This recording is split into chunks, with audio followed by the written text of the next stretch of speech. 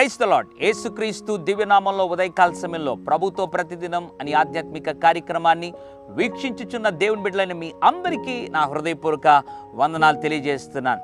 దేవుని నమ్మిన మన జీవితాల్లో దేవుడు ఇచ్చు 3 అద్భుతకరమైనటువంటి దీవెనలను దేవుడి ఉదయకాల సమయంలో మనకు జ్ఞాపకం చేయాలని ఆశపడుతున్నాడు.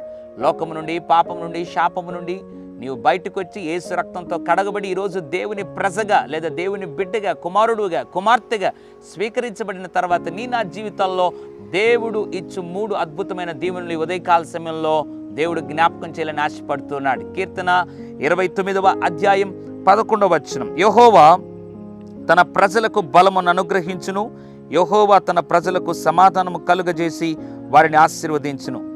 ఈ వచనములో 3 దీవెనలు చూస్తున్నాం. మొదటిగా దేవుడు బలం అనుగ్రహిస్తాడు, రెండవదిగా దేవుడు సమాధానాన్ని అనుగ్రహిస్తాడు, మూడవదిగా దేవుడు తన ప్రజలను ఆశీర్వదిస్తాడు. ఈ ఉదయకాల సమయంలో నీ జీవితంలో దేవుడిచ్చే 3 దీవెనలు ఏంటో తెలుసా? మొదటిగా ఆయనను నమ్మిన నిన్ను బలపరిచే దేవుడుగా ఉంటాడు, రెండవదిగా ఆయనను నమ్మిన నిన్ను సమాధానంతో నింపే దేవుడుగా ఉంటాడు, మూడవదిగా ఆయనను నమ్మిన నిన్ను ఆశీర్వదించే దేవుడుగా ఉంటాడు. కాబట్టి ఈ 3 దీవెనలు నా కొరకే నా దేవుడు ఇస్తున్నాడు అని నువ్వు నమ్మగలిగితే బలము, సమాధానము, ఆశీర్వాదము నీ జీవితంలో తప్పనిసరిగా నువ్వు అనుభవిస్తూ వాటికి నువ్వు వారసుడుగా నా దేవుడు నిన్ను మార్చి గొప్ప బలముతో, గొప్ప సమాధానముతో, ఆశీర్వాదంతో అన్ని విషయాల్లో నిన్ను దేవుడు దీవించి నడిపించి సంరక్షించుటకు దేవుడు సమర్థుడు అని నువ్వు నమ్మగలిగితే దేవుని కార్యాలు చూస్తావు.